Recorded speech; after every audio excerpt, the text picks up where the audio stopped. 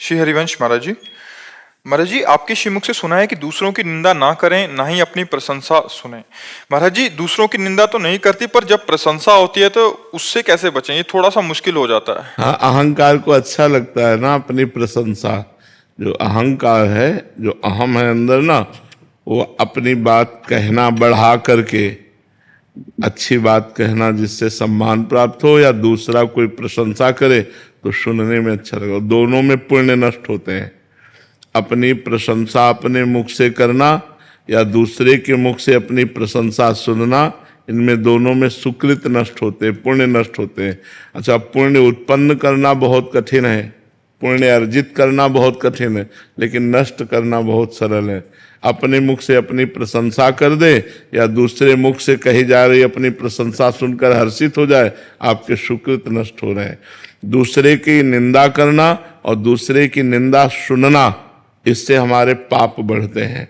तो हमें सावधान रहना चाहिए कि हमारी जब प्रशंसा हो किसी बात की तो उस समय मन भगवान में लगाना चाहिए कि ये जो लोग कह रहे हैं तो भगवान ने ऐसा कुछ गुण दिया होगा, उसी के प्रभाव से कह रहे, तो भगवान की कृपा है, इसमें मेरा क्या। अपने मुंह से प्रशंसा करना बनता नहीं है। जैसे हम लोग तीर्थ यात्रा करते हैं तो तुम्हें पता है हमने वहाँ 500 रुपये सबको दिए, हमने 50 साधु पवाए, हमने ये किया, और सब खत्म कर रहा है। वो इतना अपना पुण्य है वो सब खत्म कर रहा है लोगों से कह कह कर, पर वो अहंकार चैन नहीं लेने देता ना। देखो अहंकार कितना गलत है कि हमने ये गलत किया, ये कभी समाज में नहीं रखेगा, लेकिन हमने ये अच्छा किया तो माइक से कहना चाहेगा। तो हमें चाहिए कि जब हमारे मुख से प्रशंसा निकलने का समय आवे तो भगवान में चित्त लगाकर मौन हो जाना चाहिए, नहीं बोलना चाहिए।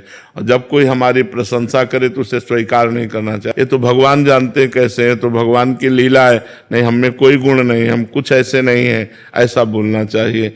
तृणादपि सुनी चेन तरोरियु सहिष्णुना अमानिना मान देन कीर्तनीया सदा हरि। अपने को तृण से नीच समझे, वृक्ष के समान सहनशील हो, दूसरों को सम्मान दे, स्वयं सम्मान ना ले, ऐसे भगवान का भजन किया जाए तो मंगल हो जाता है। इसलिए अपनी प्रशंसा अपने मुख से करना या अपनी प्रशंसा दूसरे के मुख से सुनना, ये दोनों हानिकारक हैं, इसे स्वीकार